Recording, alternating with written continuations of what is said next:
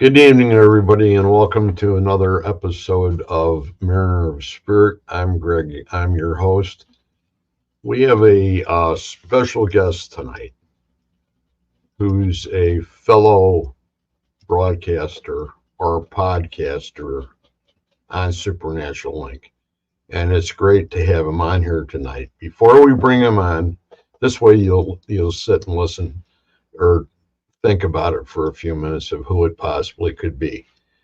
But before we do that, what I'd like to do is I'd like to go ahead and mention to you the people that I support. And I support Potographs, which is an organization that was made by a man by the name of Tim Miley, who's a fellow investigator from up in Wisconsin, who lost his pup.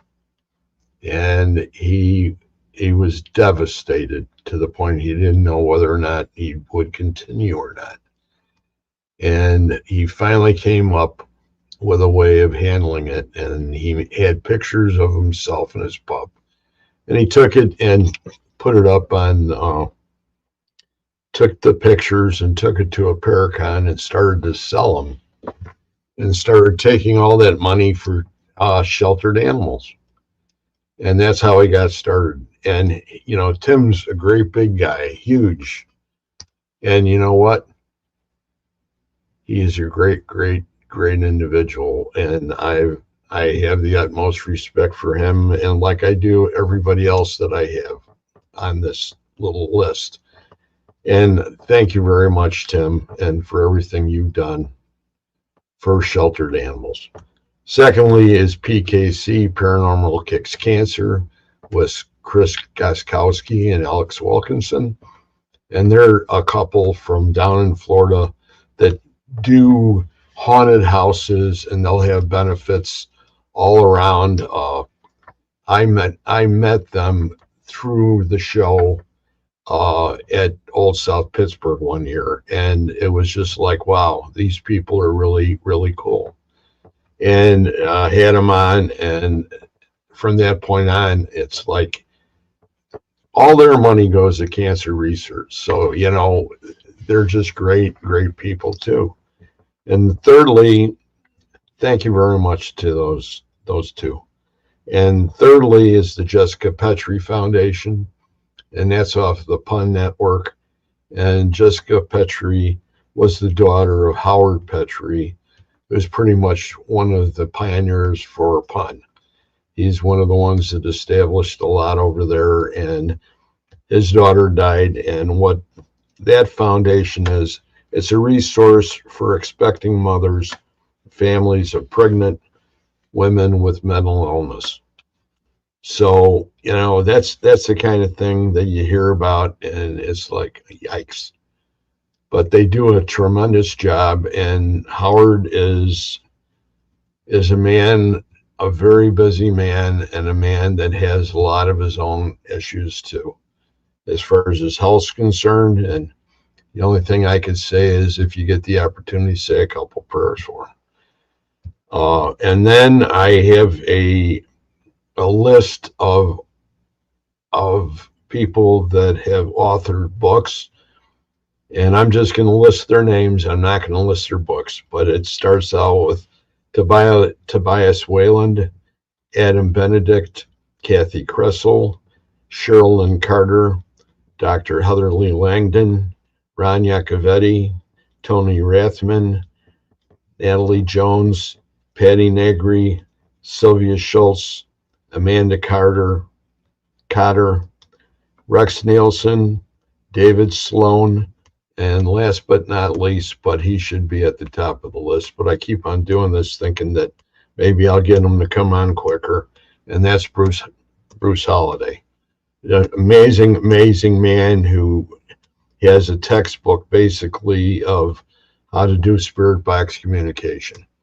Okay, so without further ado, I just want to go ahead and bring in my guest. This is Mr. Russell Reynolds, who's a amazing guy who's on before me, and he sort of inspires me, and he keeps me on the ball. So it makes me tick.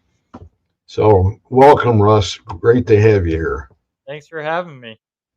It's really great to have you, and I know you have a lot to tell tonight because of the places you've been to in the last week. And it's like number one, have you caught up with your sleep yet? Not yet. I'm Not still. yet. That's always the big question. It's like, I don't think so. But why don't you go ahead and let them know who you are, and then let them know about how this big investigation and this Paracon came about that you guys all went to this last weekend. All right.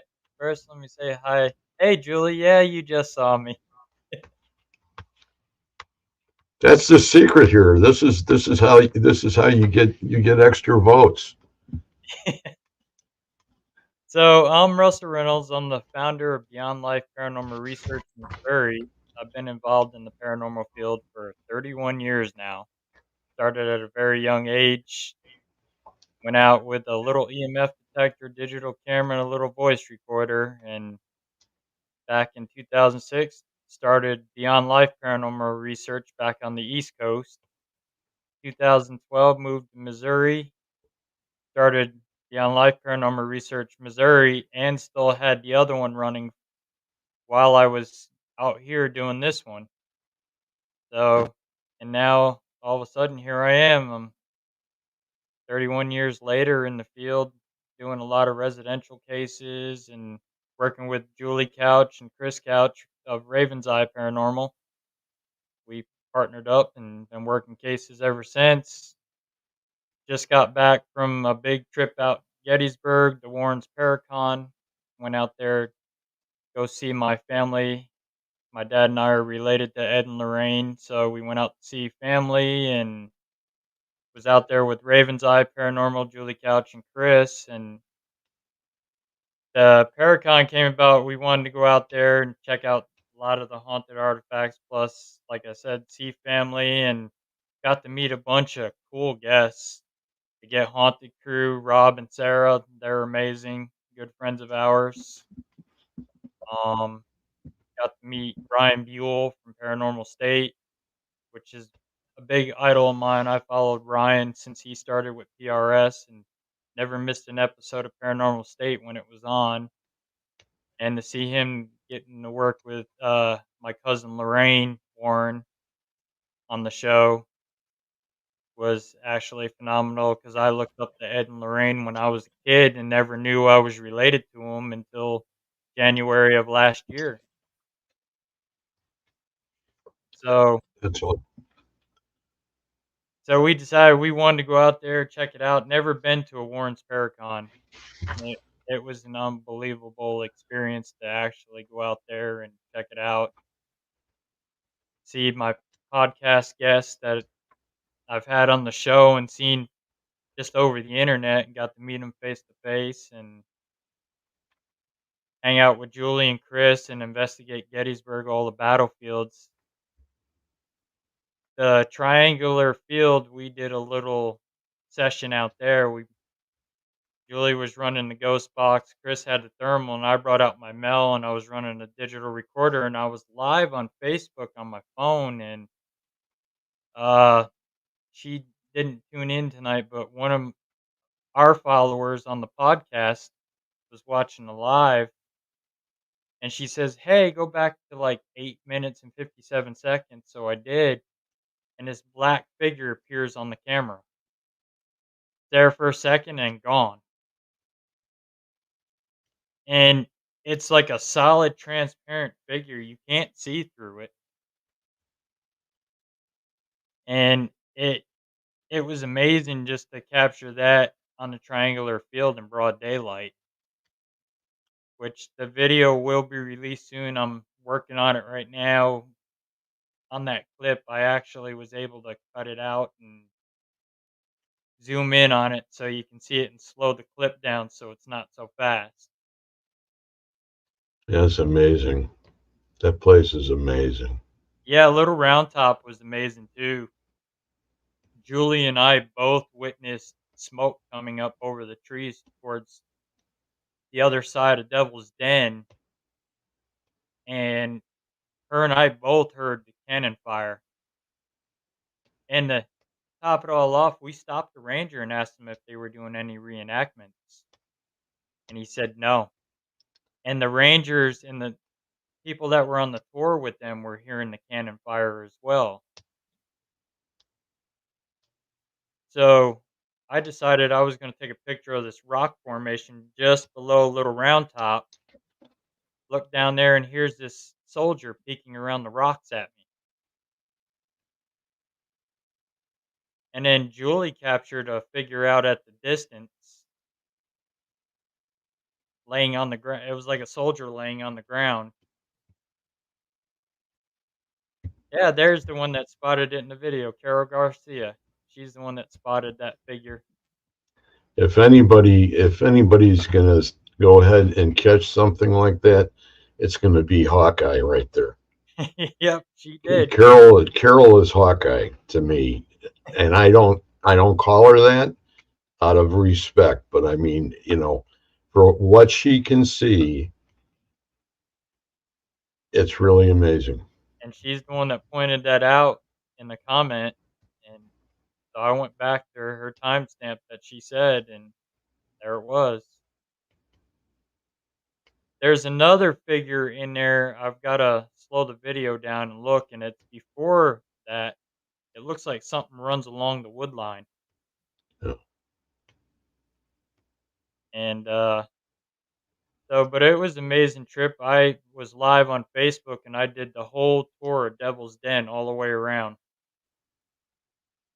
and hiked that whole thing down through there. I was hoping they had a path cut because I was gonna demonstrate to people what it's like to run up those hills. No, they wanted you to bring all those ticks home with you. Yeah, I didn't find one. I don't think they You did. are so lucky. I mean, but still, it is a little late for them. We were there early on the second trip we did. We were there early, and I ended up with, I didn't even know I had like two of them, and the people that were with me up at the top of Little Round Top were Rosemary Eileen Golly when she was still alive, and her husband. And I got to know quite a bit about them, and they followed me down. They said, "Where are you going?" And I says, "I'm going down the triangular field because I was being drawn to the wood line." Mhm. And I got down about halfway down to the bottom, and there was a huge piece of granite that was almost level with the ground. And then there were boulders on probably three sides of it that were probably maybe 3 feet tall, maybe a little less, but it sort of gave you almost like a perfect place to protect yourself. And I know that they came right out of the woods. So, I did a little thing there that, I waited until it was really starting to get dark, and then I started calling to them, just as a veteran to veterans. And I had quite a unbelievable experience. I understand what you guys were doing, and you guys did an amazing job from what I saw. And I kudos to you guys for how you handled it.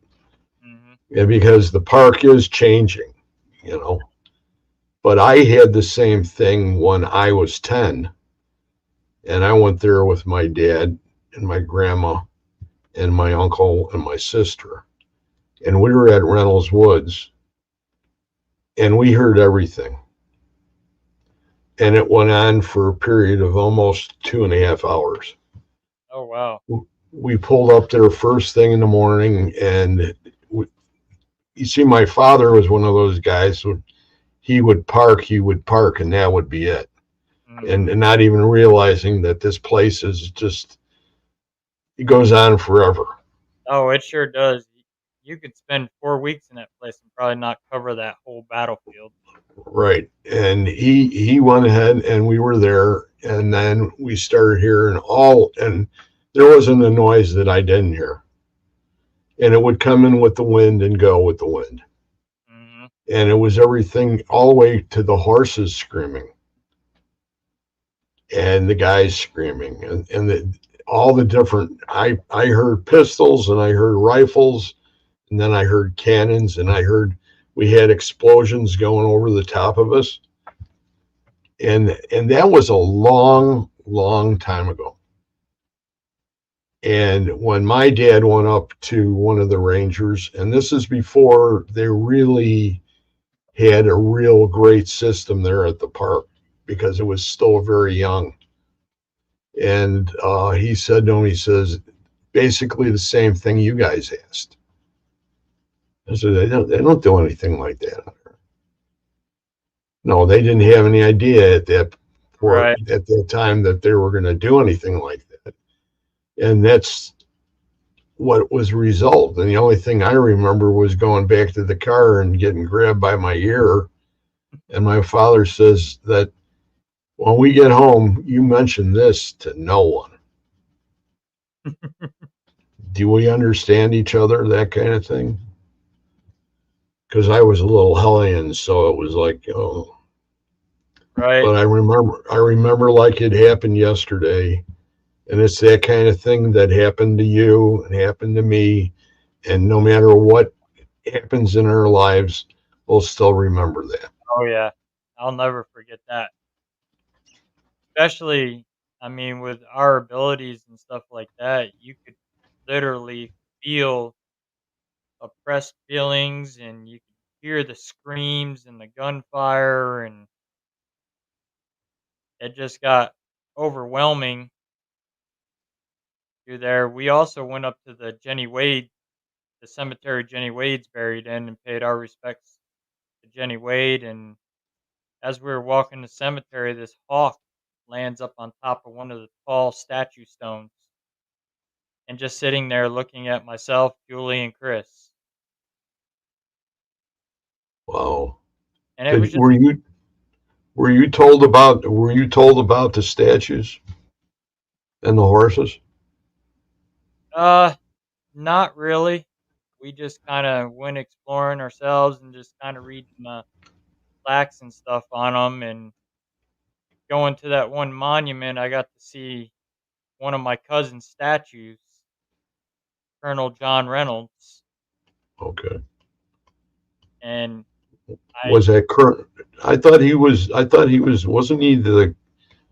wasn't Reynolds the highest ranking officer on the whole battlefield? was, yeah, he was, and I believe he got killed too. A sharpshooter shot him in the neck. At the woods. And Yep, that was day one. yep. And then I know I had another cousin out there. He was 18 years old, first day out, and got shot and killed out there on the battlefield. Oh boy, I'll tell you that was something else. I know the way everybody looks at things, and I look at it as a sacred place. Yep.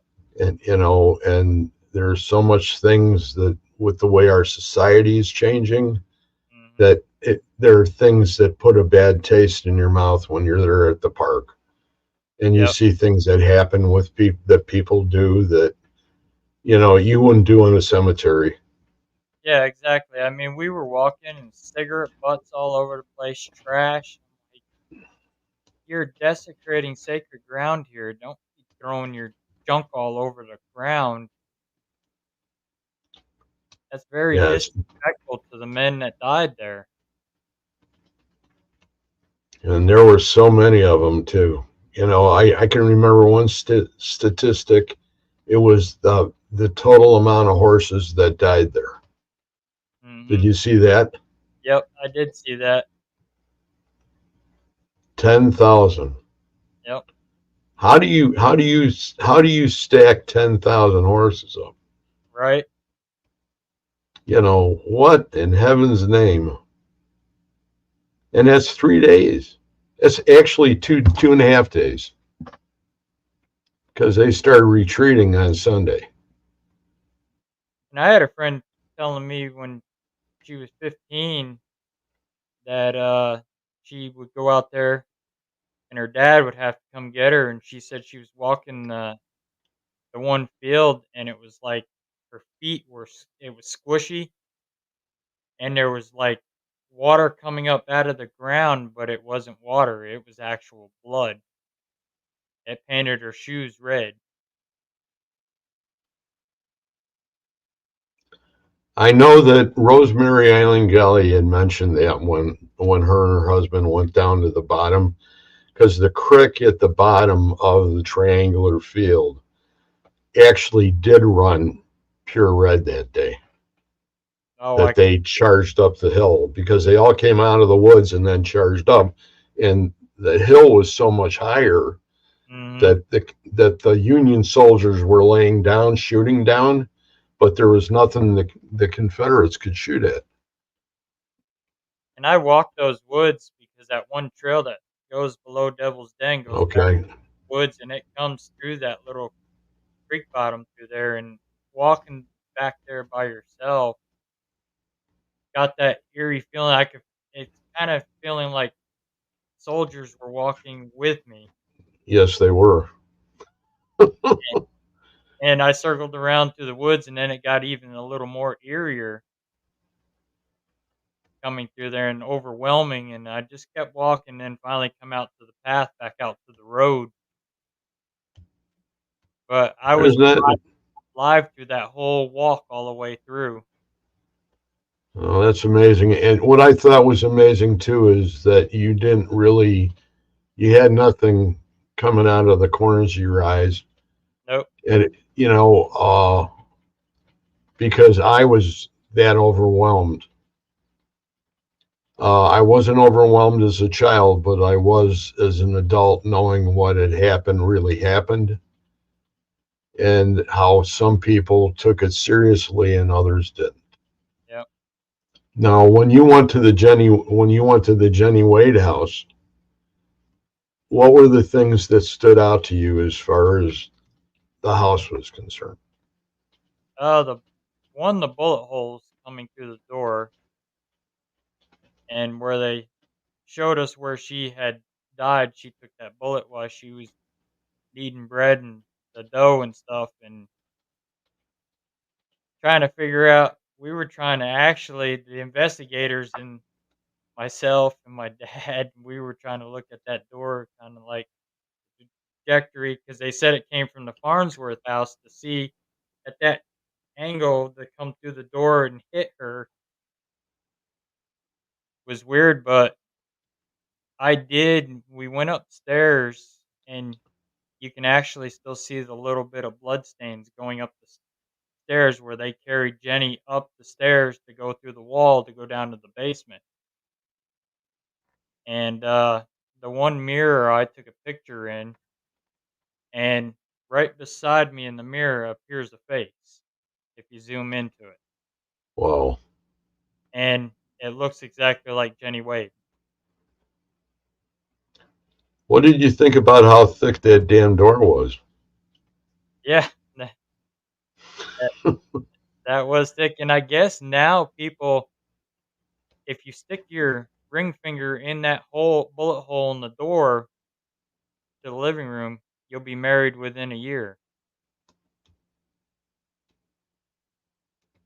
is what the lady was telling us there. But even you can feel the overwhelming spirits of Jenny there, her sister, her mom.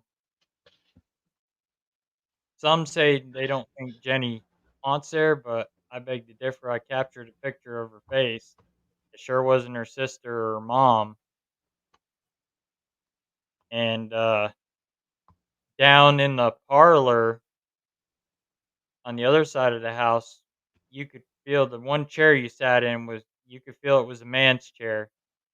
And we had spirit talker running, and I got called an arsehole on the spirit talker. That wasn't very nice. No, it wasn't. You sit in that chair and you can feel the cold breeze. There's no air conditioning or fans running or anything. Feel that cold breeze come down the back of your neck, your shoulders, your arms. Julie pointed it out. She sat in there first, and then I sat in there and I felt it. And then down in the basement, you can still see like little bits of blood on the floor that turned black. Yeah, that town was upside down when that on the end of day one. Yeah, and all the bullet holes through the house and everything, and doors, the windows. They still have the old original windows in there and with the bullet holes through them, and just coming up through there, Uh, which the, surprises me. The orphanage don't have any bullet holes in it. and I think they sort of didn't they sort of have an idea of what was really going on in that building, Yep, and I think that everybody respected that as far as not shooting at it. But and what the whole idea was, why the Confederates were going to Gettysburg, right?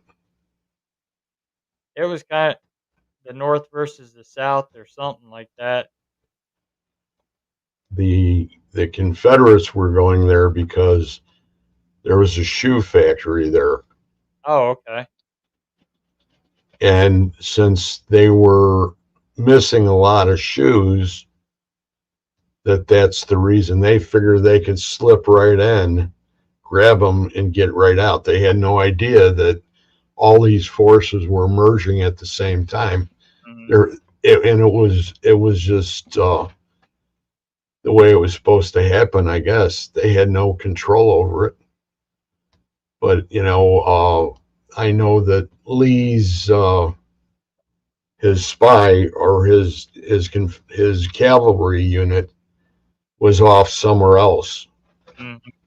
and they said that if he would have been there, that on the end of day two, that or at the end of day one, they would have known what was going to be going down, and Right. they would have been able to go ahead and counter attack it. But they had already run out of a lot of different things. Like, when you watch the movie Gettysburg and you see Longstreet. Oh, I know what I was going to tell you about the horses. And every one of the commanders is always on a horse there. Yep. And if you look at their front feet, either their 2 feet are down, 1 feet's up, 1 foot is up, or 2 feet are up. Oh, yeah, I did And, notice that. and that tells you what happened to them there at the battle. And I can't remember exactly what it was. If both of the hooves are up, that meant that he passed. He was killed. So the one with Reynolds should have both of the hoofs up. Yep. They Oh, did. okay, so then you have the ones that are wounded, and they would have one hoof up, and that was the artist's his whole throughout the whole park. That's the way it was done. Mhm. So that's something that you can carry on with you, and for the other ones in the group or the ones that you bring there the next time, that yeah, it's something that you could share with them, because it's really it's part of that whole history. What was the best place that you were when you were there, that meant the most to you? Was the monument right there with all the fallen soldiers. They had plaques of them, and then they had all their commanding officers up on the statues up there. To see my cousin's statue standing up there, that meant a lot to my dad and I. And 'Cause you got pictures of that, right, too, right? do have pictures of that. I would love if you could send me a copy of that, Yeah, I will. I'll send you a please. copy of that. You I've got a know, lot of pictures from the East Hill Cemetery battlefield, Little Round Top, Devil's Den, Triangular Field. We we took quite a bit of pictures, probably did well over you do 200. anything over in the wheat field and then down where Pickett's charge was? Uh, yeah, we did go down there, but we were getting hammered with rain quite a bit out there from that hurricane coming up from the south. So it rained pretty much every day we were out there, so we're kind of dodging raindrops. We'd get out there to go do a session and start raining on us a little bit, so we're worried about the equipment, but there's a few we jumped out and snapped pictures outside the car and stuff like that. We were able to talk to one of the park rangers that was telling us about the field where all the bodies had laid, and there was probably about 1,500 of them, and a lot of them either died from being shot or heat stroke.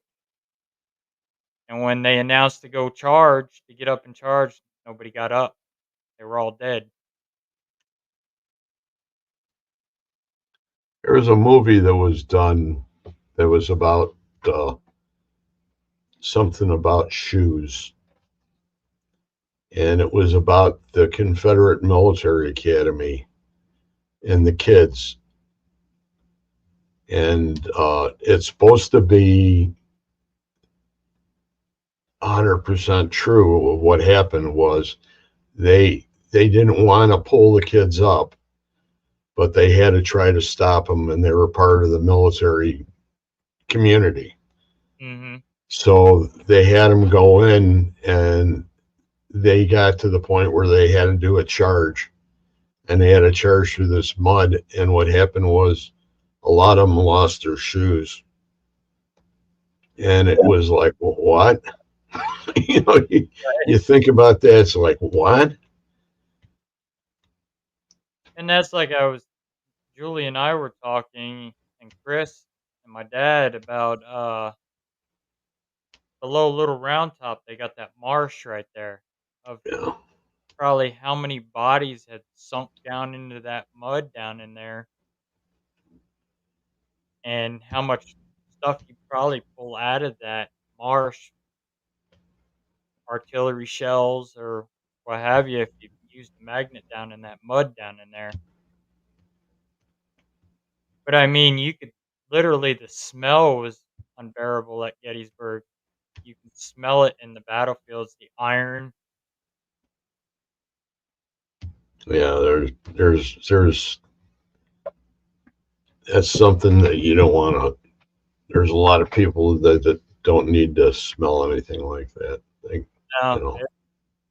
it can be overwhelming, that smell.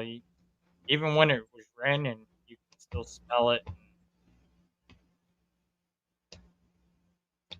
So Little Round Top and the Pennsylvania unit that was up there that Mhm. had to watch the end. The eye was it the eye of the hook? I Yeah, think, something like that, I believe. So I took and a pic.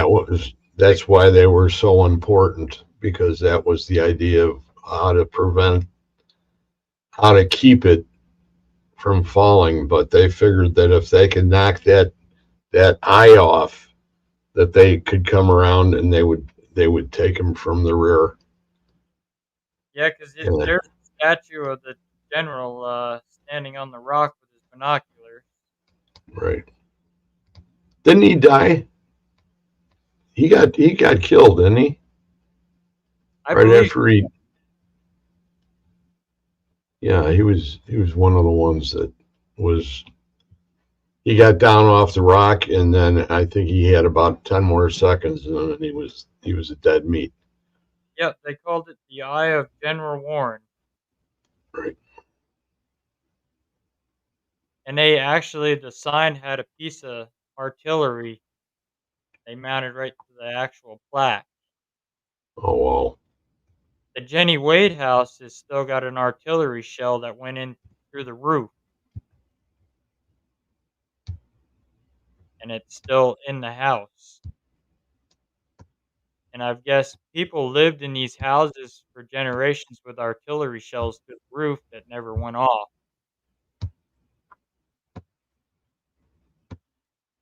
That's amazing. A lot of the things that happen on such a huge area.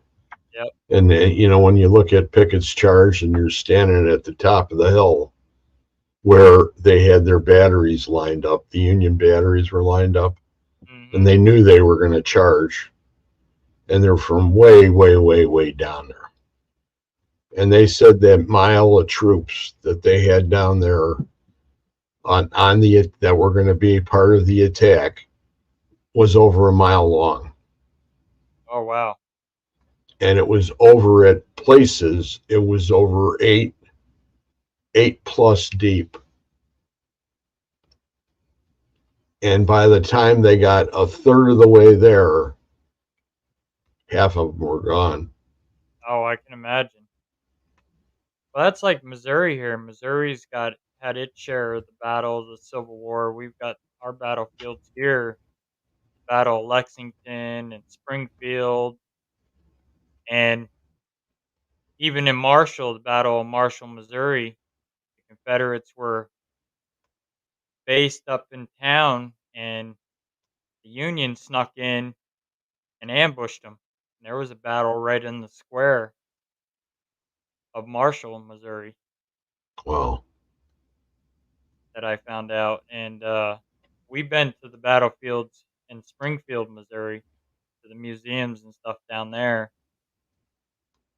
and just the energy coming off those uniforms and stuff in there and is overwhelming. And walking the battlefields out there is overwhelming too. To You can feel a lot of them that died there, and we have the cemetery right in Lexington, the Civil War cemetery for all of Have them. you ever had any of them talk to you with your recorder? I'm gonna be going through some audio tonight of our EVPs from out there at the triangular field, and to hear what we captured.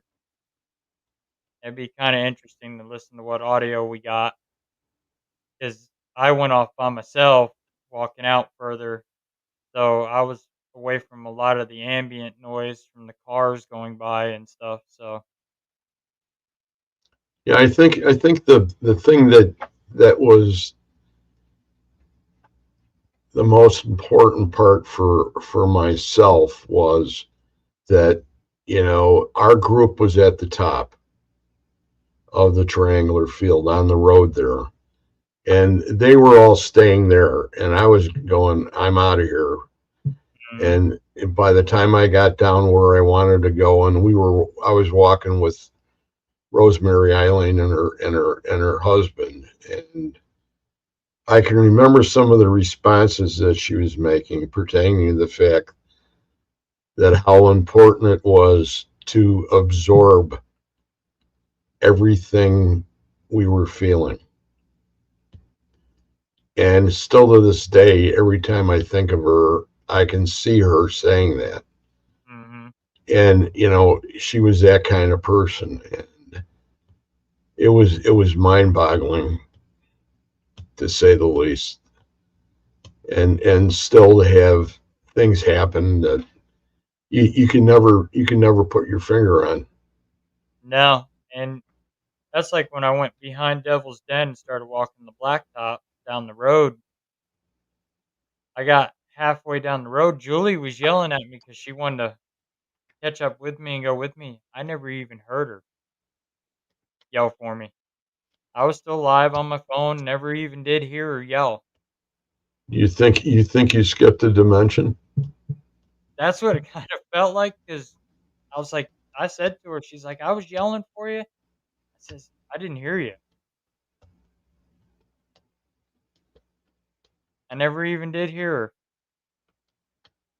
Then I went down the road and made the turn around, kept going, and then the road kept going. I was like, well, I'm going to end up getting lost, or they're not gonna find me somewhere. Then I went down by there was one plaque down by the bridge down there, and I was looking, there's a hiking trail that goes back in the woods. I was gonna walk that, and I was like, "Well, if I get way back in there and lose service, they're not gonna be able to call me. They're gonna be sending out a search party for me," so I ended up taking the trail that went below Devil's Den and circled around that way, back in a circle. But it wasn't Sachs Bridge, was it? Yeah. Actually, I think it was Saxbridge. It's one that you go down, come around the turn, you go down the hill, and it slopes down and then goes back up. And there's a bridge, little bridge right there. Carol Garcia had a story about Sachs Bridge because she's a smoker, Mhm. and she would take a cigarette, she would take a puff on it, and the trick was at Sachs Bridge there was a railing on the outside, and you Mhm. could leave your cigarette there. You could put your cigarette down, and you could watch them smoke it. That Oh, wow. you could see the where they took a big drag on the cigarette, Mhm. and it was like, you got to be kidding. And I somebody had told me that when we were there too. But when she sort of reminded me of that fact that, and then there were people that were shooting guns that weren't the residual. Okay, Mhm. these idiots really had guns, Oh, jeez. and it was like at night. So that's why a lot of people carry in there. Mhm. And you can only have so many rangers. Yeah, and most of them, like I saw, were all just volunteer. They're part of the ranger family. They all get paid Mhm. compared to back in the day. When I was there weren't any real organization to it. I think they were probably all volunteers. Right. But but on that same house, when you go by the Farnsworth house, if you go Mhm. down a half a block, is where the wagon wheel place was, Okay. and that's where Mark Nesbitt had his tour company. Okay. And Mark is retired now. So when we were there, we got to investigate his room, not only the whole building. And there's a guy that was inside there. They called him the fullback because he was a big boy and he was a Confederate soldier. And there were like four or five of them that were stuck in the back of the where they were making the wagon wheels. And they were, part of that company that came into the town and were having that shootout. And they were in there, and Mark said, he was getting ready to leave, and everybody that was with me was in the far back end of the building. And he says, "Come on with me and, lock me out." And I said, "Okay." So I got over there and went to lock him out. And then all of a sudden I felt like somebody had gone behind me. And then I saw the shadow of somebody going into the next room. And I thought, holy shit, that guy's big. And I went, and as I got to that door frame, he was going through the next door Right. into the next room, which is going up front to where they actually did their tour business. And that's all I saw of him. But I Ju- had no time to pick up a camera or nothing. It was just what I saw. When we were walking the streets down through there, Julie had this figure that kept following her because she kept catching it on camera. It was a white mist figure, and she got it several different spots by the Farnsworth house, and then we stopped in this little. There's like a little bar, outside bar, little thing we stopped into to check it out, and they got some good apple cider in there. So we got some of that, and they do apple cider slushies, which are phenomenal. And this figure just kept following her up and down the street. Yeah, I could have stayed there for like 3 weeks, at least Yeah, easy. we're definitely gonna go back. We're gonna go Keep me back. in keep me in mind when you guys decide to do that because Oh yeah, we're we're gonna investigate the Jenny Wade house and the orphanage again with ghostly images of Gettysburg. They run all tours and stuff for the Jenny Wade house and the orphanage. The orphanage you can only do at night. You right. do the ghost tour, which we did, and we got some awesome activity in the orphanage. It is haunted. We our tripwire of Julie and Chris's, we had it set up in another room, and we were sitting all at the tables while the tour guide was talking. And as she was telling the history about Rosa and the kids, the tripwire was going nuts in the other room, just going off as she was talking. Which you can see that on our Facebook. We filmed it, and then one lady went in the dungeon down there where the kids were always put, and Yeah. tour guide would shut the light off on you so you could get the experience of what the kids felt like down in there. And she come out, she was kind of overwhelmed and shaken up and sweating. And I said something to Julie. I was like, she needs a cleansing. Or she's not right.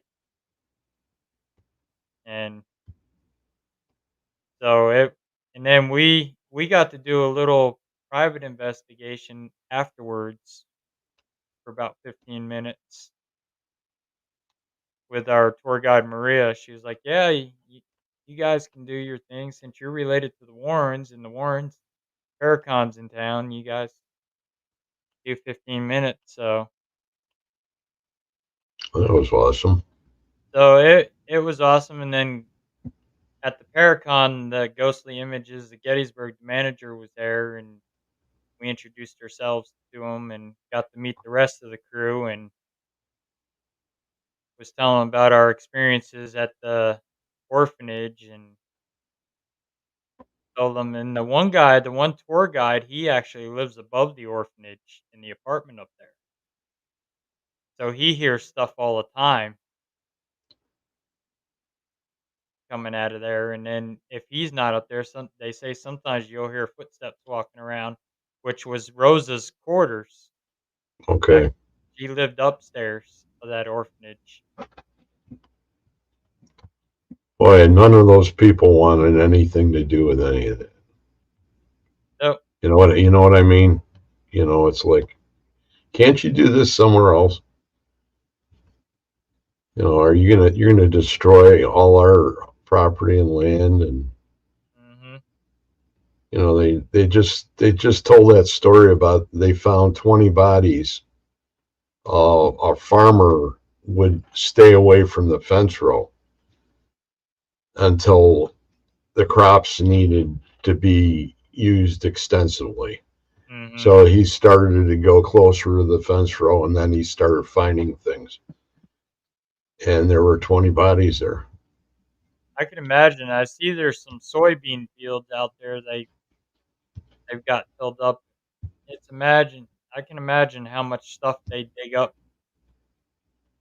filling those fields up, and I'm sure they probably filled up some human remains and out there.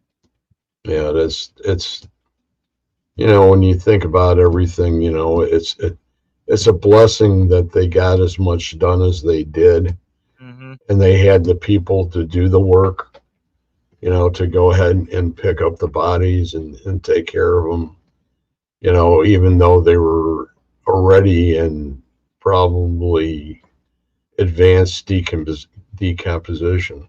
Oh, yeah. You We know, we seen a lot of the field hospitals, a lot of the farms that they took and made field hospitals out of, and bullet holes through the barns and houses. There was a few of them they were actually working on. They were repairing, trying to get the structure to stay up. A lot of them are starting to fall down, and but I was told about a house that sat back in the woods off the battlefield. It's hidden back in the woods somewhere back there, and when I was walking back through the woods by there, I was looking for it. I don't know if it's been torn down or it's still there, or but it was part of the Civil War from what I was told. And it's still there. Apparently, it's still there, but this was when they were 15 years old. They seen it, and it had a fence around it. So I don't know. I never did find it. I was looking for it. I was going to get pictures of it. Well, you know, a lot of those buildings in a lot of different locations, like they're out here on the south side is Bachelor's Grove. Mm-hmm. And Bachelor's Grove is known across the United States. And if you go beyond the cemetery and you go back into the woods, there's a house back there too that only shows up every once in a while. Right. And then it'll disappear. Mm-hmm. And I think it might be the same thing. It's just. It could be, yeah. Well, I know they said The they ran up there and looked in the windows of it when they Oh, were. they did.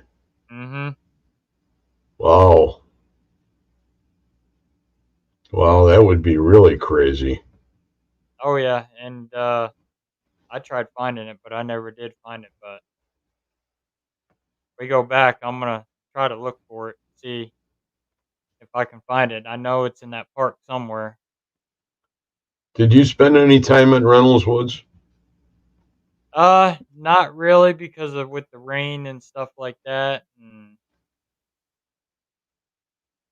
it was. I had after the two times that I was there, I had finally come to the conclusion that that's exactly where my dad parked the car. Oh wow, yeah, that's gonna be when we go back. I'm definitely gonna go down to Reynolds Woods and try to talk to the spirits down there and let them know my last name is Reynolds. Well, you might have some of them shooting at you, right? Maybe.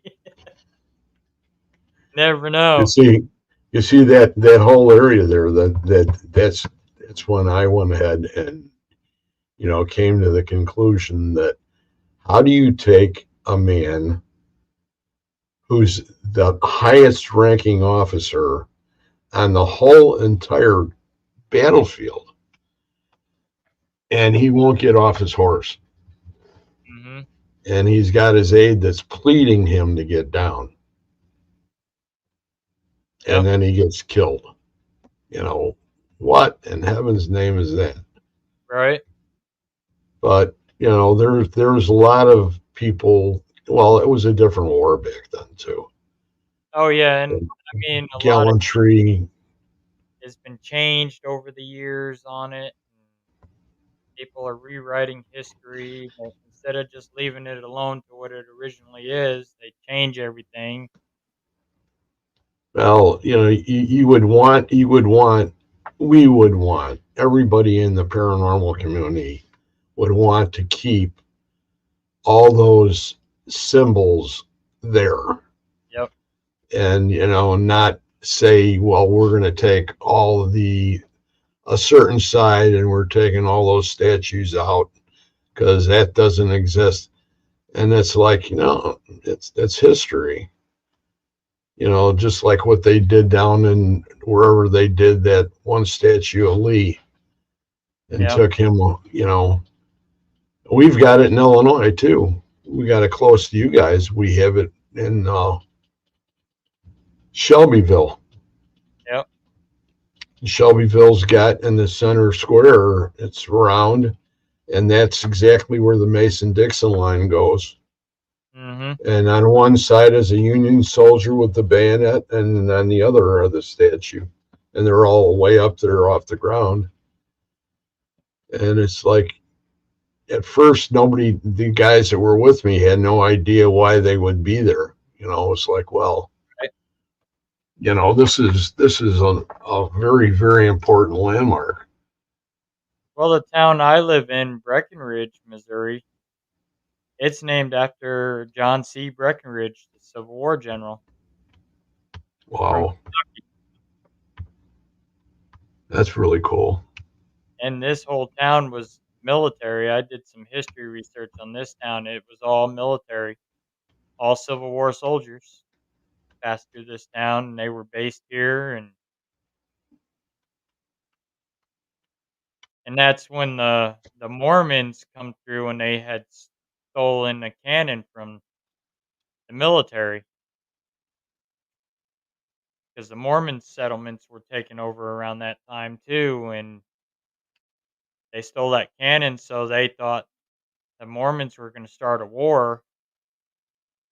So that's why they had the Livingston County militia come riding through and started chasing, Wow. running them out of Missouri. And the Battle of Hans Mill, they killed and slaughtered about 17 of them. Women, men, children, they didn't care. They just started shooting them. When they tried to make their way down to Lexington, there was militia waiting for them down there and started killing them.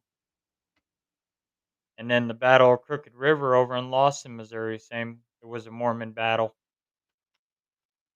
out there, and that's where one of the head Mormon leaders got killed. Carol says something down here. She says, very strange looking. Yeah, that's that black figure she pointed out in the. Oh, okay. Okay. And then Cosmic Chit Chat and Chill Terrell. I wonder who the heck that is. I've never seen that one before. But it's after 10 o'clock. We can go as long as you want, my friend. Cause, Stay on. I love talking history and. yeah, that's cool stuff. Did you buy anything down there? Any souvenirs or anything to bring Uh, home with you? no, because I didn't want to bring a spirit of a soldier home with me. They were talking about that there. Some people were taking rocks and stuff, and they were bringing soldiers home with them. Somebody We had, out of the orphanage and brought a little kid home with them. you're kidding. Nope. I have somewhere, I have a little plastic bag with like five different rounds that I bought, but they didn't come from the Gettysburg battlefield because they're not allowed to dig anything up there. Yeah. The surrounding farms Mhm. was where a lot of this stuff was found, so I have some of those just to show my kids and my grandkids, because my grandkids, this last Christmas was the first year they got to see how big these bullets were. Oh yeah, they were big. We walked in the Farnsworth house where he has a lot of that souvenir stuff, and to walk in there and just feel the energy of that place was just overwhelming. And even at the Warrens Paracon, somebody brought in for the Warrens Occult Museum brought in a human foot from World War I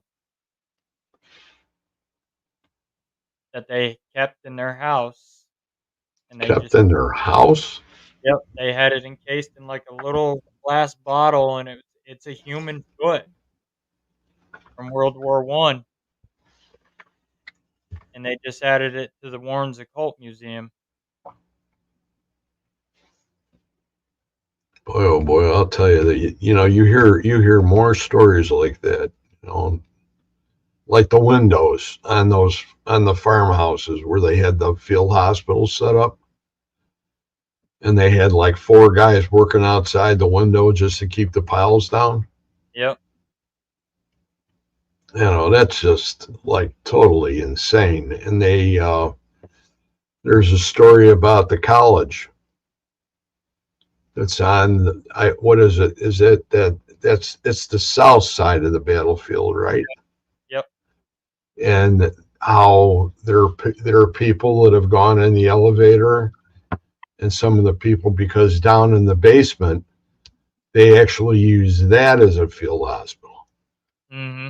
And they said that there's people that were in the building that would hit the wrong floor and go Yep. down, and the doors would open up, and it was like a time slip. They would be back in history, which Uh, is crazy. got a couple of questions here. Were Mormons against the war? No, Mormons weren't against the war. They were more taking over Missouri. They were moving their settlements in. They had their own religion base that they followed, and they moved more into Missouri here, and they were building settlements and taking over, and they were pushing the farmers out, all the locals out. So that's why they waged war against the Mormons.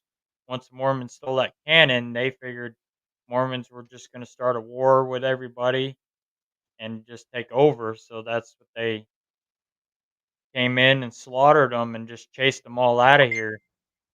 But now the Mormons they're slowly coming back to Missouri. They've taken over Hamilton, Missouri now. Have they really? Oh yeah, they've taken over that whole town. They're into quilt factories and quilting and stuff like that.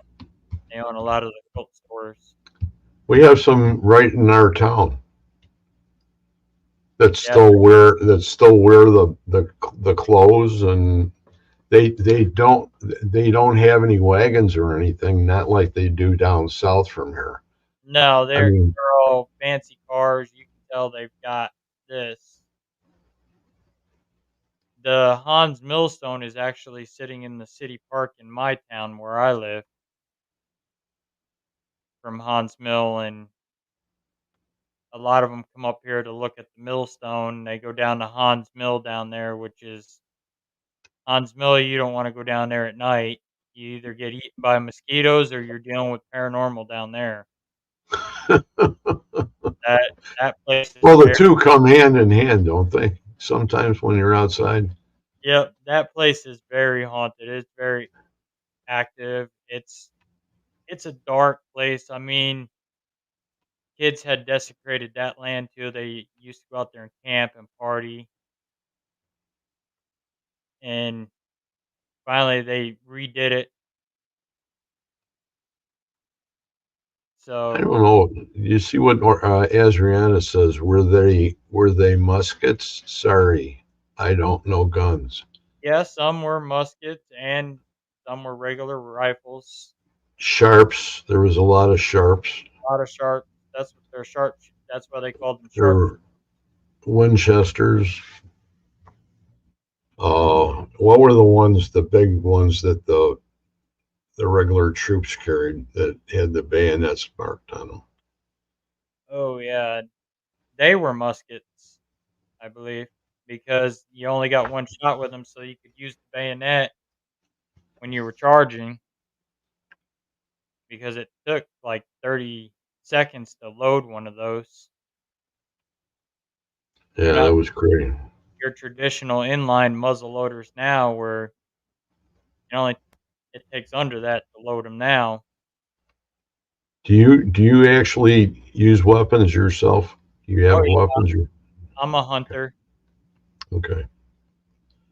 I'm now I have the remainder of mine left, but I uh, I always wondered, for whatever we did in the field compared to what these guys had to put up with. And then where I was when I was overseas was that was another one of those absolute jokes. Not a joke to be disrespectful, just the way you had people directing like traffic on the tri-state tollway. It was insane. Nobody had any head good head to them. That's why a lot of people died. Yep. And to But answer the Arizona question, yeah, there were some in Utah. A lot of them left when they got ran out of far west. A lot of them went up north and out west, and I know the 2 Mormon brothers, they, uh, they escaped. They were both wounded. One ended up in, I believe, Illinois, and the other one ended up in Ohio. The one in Illinois got caught, and he got hung. They hung him in Illinois. The one that went to Iowa, he came back, and he ended up over by Lawson, Missouri at Crooked River, and he was trying to start a settlement there, and they ended up having another battle when they found out he was back and trying to create another Mormon settlement. They ran it, tried to run him out again, and they ended up just killing them all over there. so, out of all the places that you've investigated in that, have you done a lot of Masonic temples or No, and Odd Fellows clubs or anything like that? no, we wanted to go do the old Odd Fellows Nest, which is Belvoir Winery now, but they're not opening it to private investigations anymore because they've got the celebrities in there. That's a place for Amy Bruni and Adam Berry are out there quite a bit, so they don't let us small timer investigators in there anymore unless we're going to one of their events or something. Well, that's a shame. Yeah, I've always wanted to check that place out. Everybody told me I needed to go there and check it out, and but Have we do. you been to Lake Shawnee amusement park? No, I haven't been there yet. That St. Albans is another place over there that it's all Virginia. Some of the big places I've done is like Missouri State Penitentiary. I've done Waverly Hills Sanatorium. I've done. We were supposed to do Octagon Hall, but then that storm that one year ripped through there and knocked all the power out. So, and the team we were supposed to go with, he didn't put the money down on it. We all paid to go, and he didn't put money down on it, and the place got rented out from underneath him because he was waiting for the rest of his team. And I said, "You should have just put the money down and said the heck with it. We all paid to go. Now we're all out of a trip, so we ended up not going." I've done You got Pythian. your money back, right? Yeah, we got our money back on it.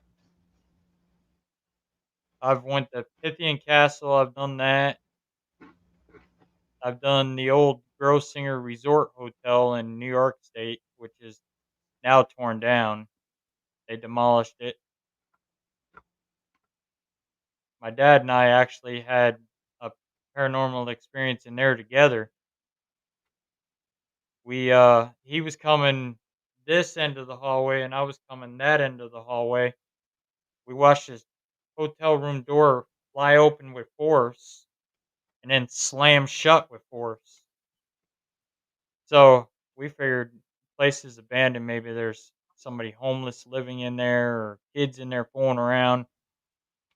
So I went in the room and we're about 10 floors up. So there's no place for him to escape. You can't hide under the beds.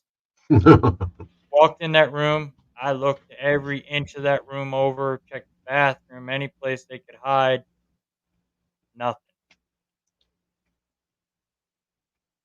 Left my dad and I just scratching our heads. That's crazy. It's absolutely crazy the way things go down. Oh yeah, and then we were down in the basement, and they've got tunnels that connect the buildings.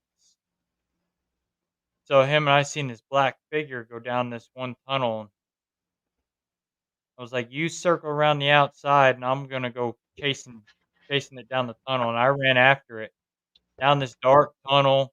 Walls are cracking. The roof could cave in any minute. And I went, tearing right after it till the end of the tunnel, and then it shot out, went into another building that I couldn't get into because it collapsed. Yeah, you gotta put some Tennessee in that in your little book there, like Yeah, Old South Pittsburgh and Harriman and uh, Brushy Mountain.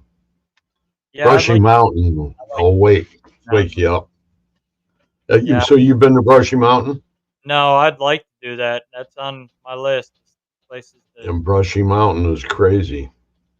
I'm slowly crossing off my bucket list. Gettysburg was on my bucket list. Waverly Hills, Missouri State. We're talking about next year either doing Pennhurst or Trans Allegheny. Oh, one thing, and I don't know what I did with it. I was going to show it to you, but I think I showed it to you before. Let me. I spent a real lot of time down in the Keys because Okay. my brother-in-law lives down there, and there it is. Oh, Now yep. this actually makes Annabelle look like a little kid. You're right. Okay, and I finally got this book, and I had seen him. I saw him the first time I saw him. He was in the house where he grew up with the child, Hmm. and that's right off this one street. And there's a Pan Am building where Pan Am Airlines first started out, Yep. and Ernest Hemingway's house is on there on that street too. Oh, wow. And then you've got that house, and I walked in, and they were having it was sort of like a guided tour type thing that was going on, and I just walked in and went looking around, and I asked where the doll was, and they says upstairs, and I just went up the stairs by myself. They didn't bother me. Went upstairs and saw the doll, and it was like, holy crap. I didn't take any. I didn't get a picture of it. No, I did get pictures of it, but I did have to ask, Hmm. and for his permission. And now the way they have him in a giant plexiglass box with his little bear with him, Hmm. and it's in a fort in Key West.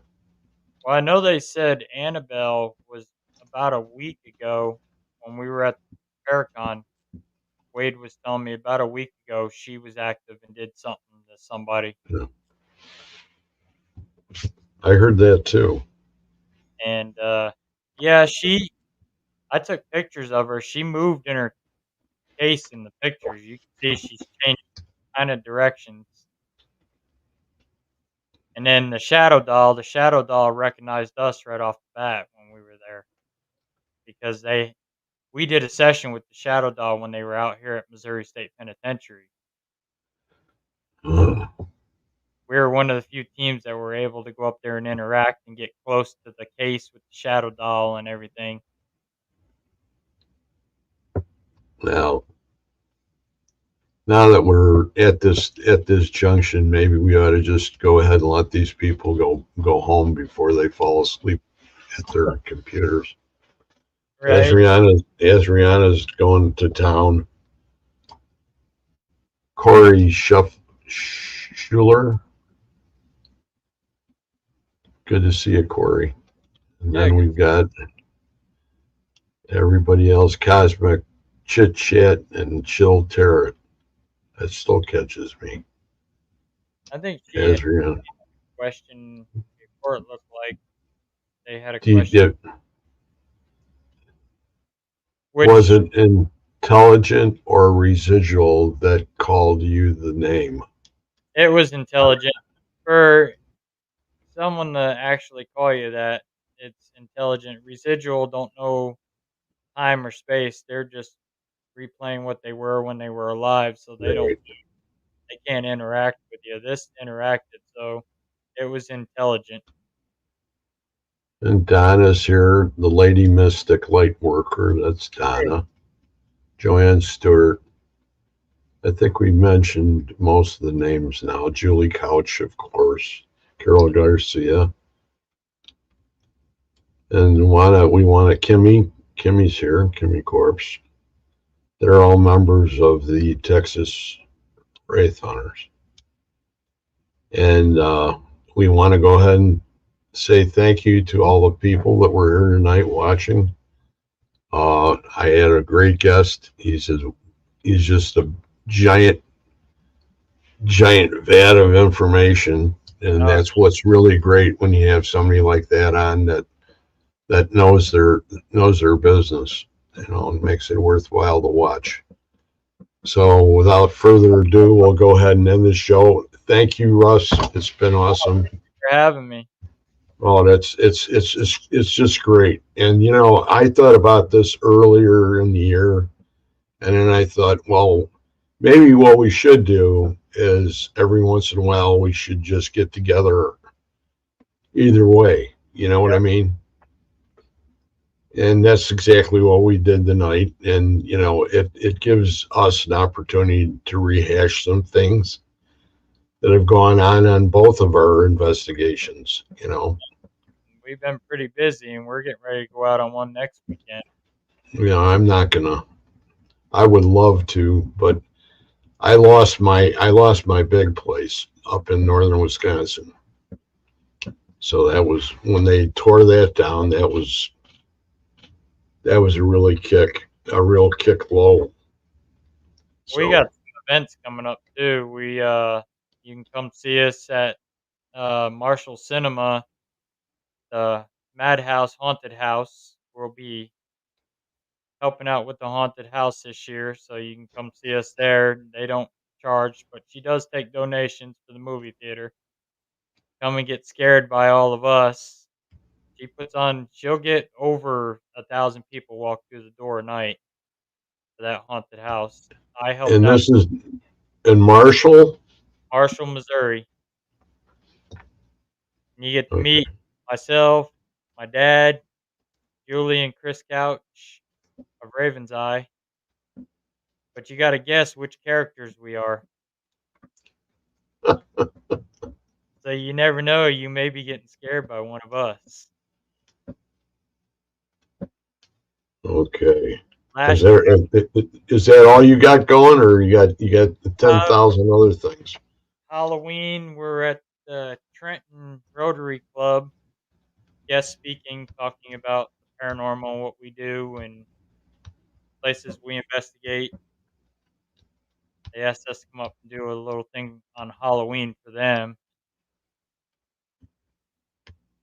And then we're waiting to hear back from the Warrensburg Courthouse about an event out there that we're going to be hosting again. We did one for them that was a good success out there where we did our double Estes method in two different buildings, and they were both saying the same thing. So they're wanting us to schedule another event, and they're actually going to open more buildings to us, so we'll have more buildings to go through out there. The judge that was in there was shot and killed on the stairs, and Ooh, he likes to march back and forth up top in the hallway, which I'll be having that video from our first event out very soon. I'm gonna edit it and put it together to the DVR footage that we got. While the tour guides were talking about the history, the tripwire upstairs was going crazy and nobody was up there. And then you can hear him pacing the floor back and forth between the two rooms. that's And awesome. we did, you know how some investigators do like the knocking, knock once for yes, twice for no. So we tried that, and this happened on cue. And I asked for if somebody's here with us, knock once for yes, twice for no. It picked up the back end of the chair that a girl was sitting in and slammed it on the floor. And we thought because being a they don't always work on cue, we thought she moved, and several confirmed witnesses said she was sitting perfectly still, and the whole back end of her chair lifted up.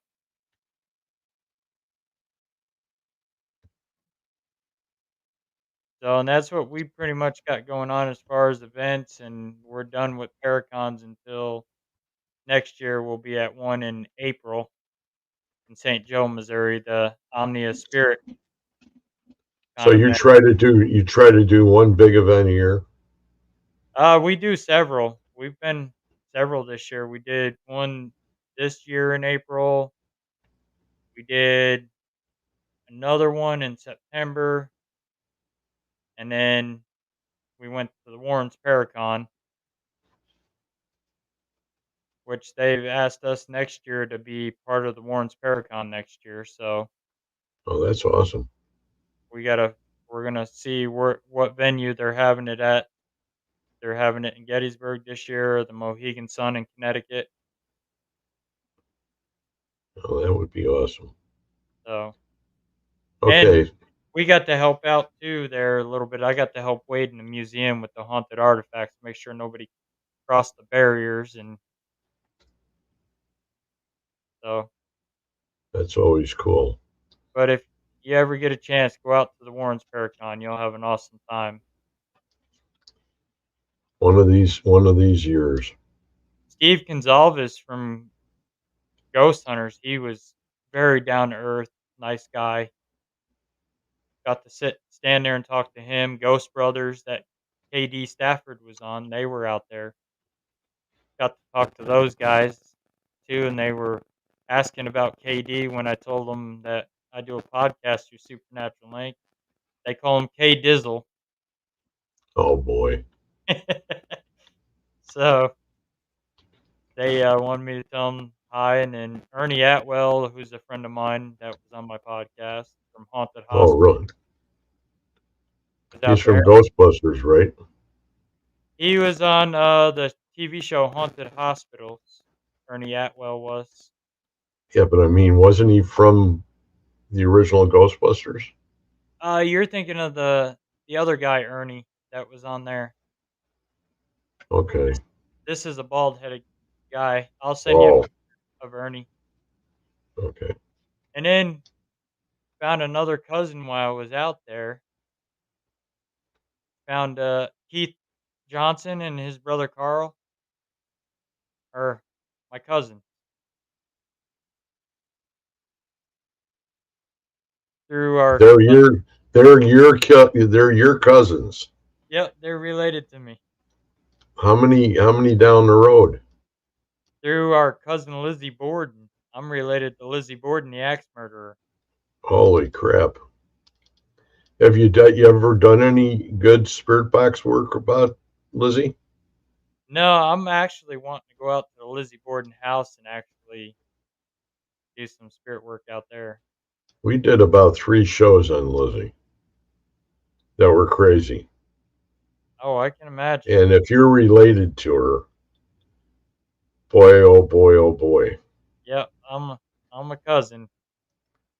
That's awesome.